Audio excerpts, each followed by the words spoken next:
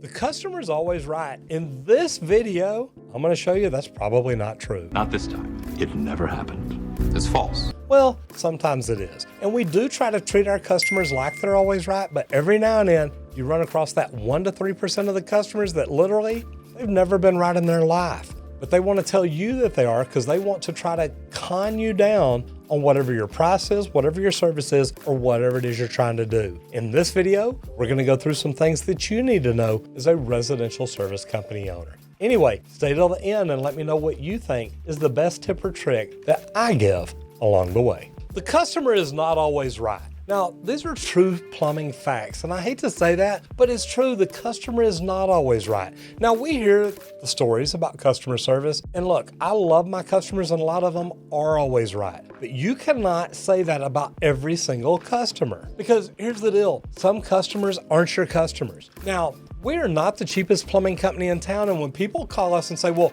we don't want to pay a service fee. Okay, you don't have to. You're not our customer. People say, well, we don't want to pay you an evaluation fee. You don't have to. You're not our customer.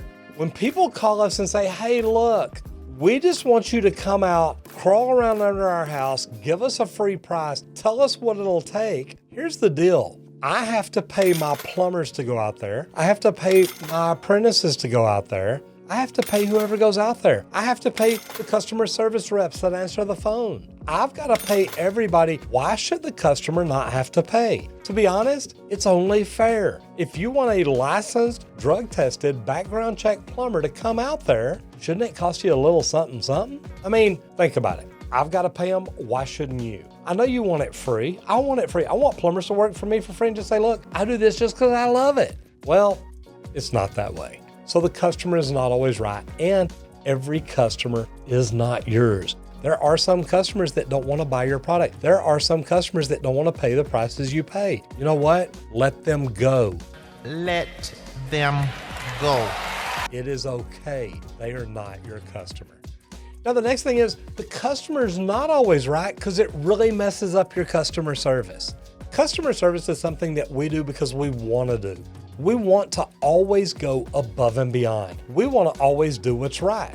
But then again, you have these customers say, well, look, I want you to do this for free. I want you to do this and not charge me. I think you should do this as part of your package. Well, you know what? You didn't design my package. You didn't design my plumbing company. You didn't design the way we do things. And I don't mean it bad. Guys, remember what I said in number 1. Every customer is not yours. You have to figure out where your boundaries are. What are you willing to do? Because look, as customer service, I truthfully think we go above and beyond. But if you let the customer start determining where you go, what you do, how you do it, how much you charge, how much you make, how much you pay, man, you're letting the inmates run the asylum. And I hate to say that, but it's true.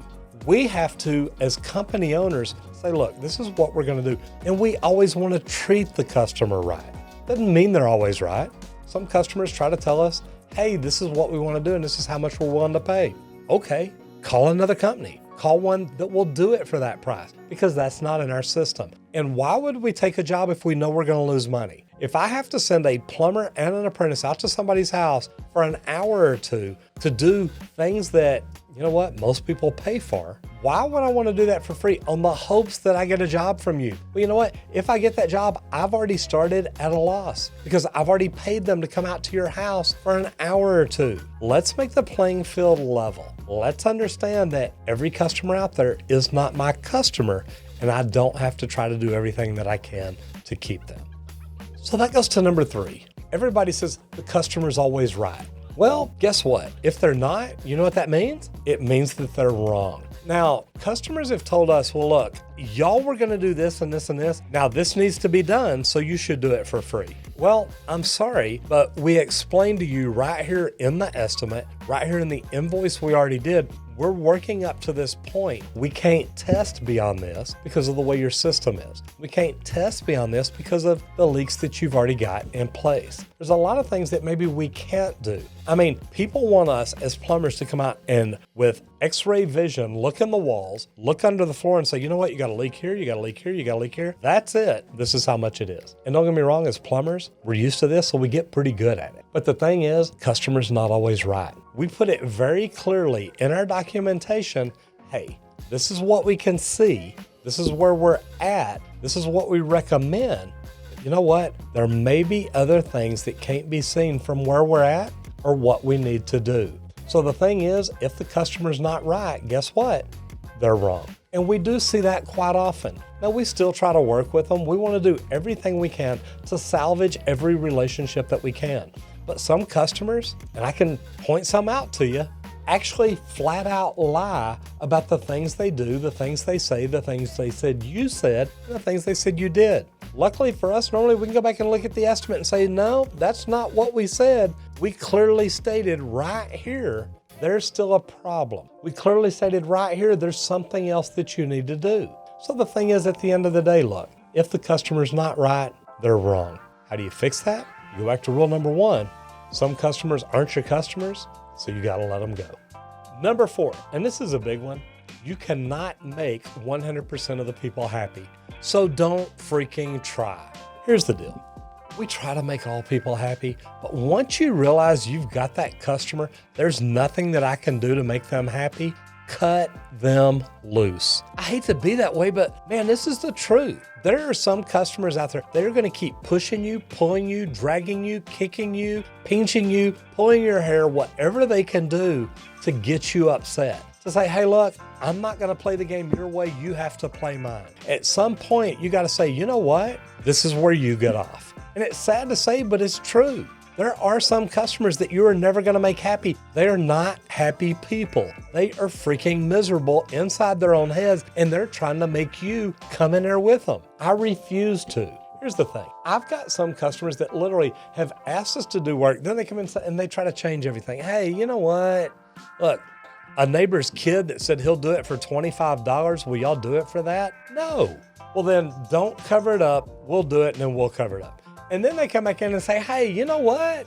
You dug this hole, you come covered up. No, I'm not covering up work somebody else did. I'm not gonna do it. It didn't get permitted. It didn't get inspected. It didn't get done right. And you're the kind of person, you know what? You're one of those people. Nobody can make you happy. You are miserable right here in your head, and you wanna make everybody else happy. As a residential service company owner, you've gotta look at these customers and say, hey, you know what? There's nothing I can do here, so don't waste my time trying.